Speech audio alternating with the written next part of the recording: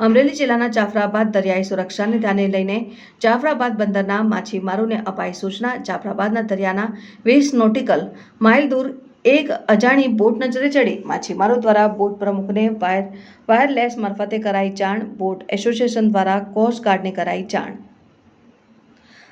Coast guard દ્વારા helicopter સાથે તપાસ શરૂ કરી માછીમારોને દરિયો ન ખેડવાની ફિશરીઝ વિભાગની સૂચના। બોટ માલિકોને તાત્કાલિક અસરથી દરિયામાંથી બોટો પરત બોલાવવાના આદેશ કરાયા। દરિયાઈ સીમા સુરક્ષાને ધ્યાને લઈ તંત્ર દ્વારા કરાયો નિર્ણય। જાફરાબાદ, ચાંચ બંદર, ધારા બંદર સહિતના બોટ માલિકોને અપાઈ સૂચના। આપનું નામ સાહેબ? કનૈયાલાલ સોલંકી।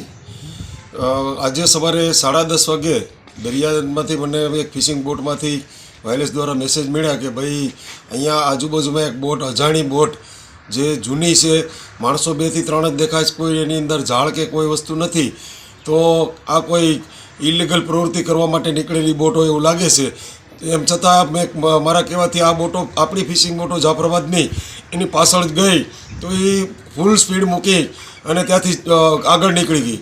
એટલે તાત્કાલિક મેં પછી કોસ્ટગાર્ડને, મરીન પોલીસ સ્ટેશનને જાણ કરી કે ભાઈ આવી એક બોટ, અજાણી બોટ છે અને બહુ જૂની પુરાણી બોટ છે, એટલે આમાં કંઈક શંકા હોય એવું લાગે છે, તો તમે તાત્કાલિક કોસ્ટગાર્ડ મોકલી અને એને પકડો।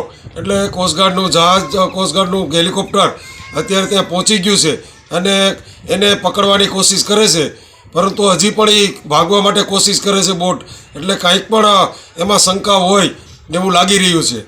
સરકારશ્રીને મારી નમ્ર વિનંતી છે કે આ અત્યારે જે બોટોને પરત બોલાવવા માટે ટોકન બંધ કરવામાં આવ્યા છે, જો દરિયાની અંદર ફિશિંગ બોટો હોય તો આવી કોઈ પ્રવૃત્તિ થાય, આવી કોઈ બોટો દેખાય તો એની જાણ થાય। બોટો બંદરની અંદર હોય તો આવી પ્રવૃત્તિનો કોઈ ખ્યાલ ના આવે, એટલે સરકારશ્રીને વિનંતી છે કે બોટો, ફિશિંગ બોટોના ટોકન ચાલુ કરે, અમારી આવી નમ્ર વિનંતી છે।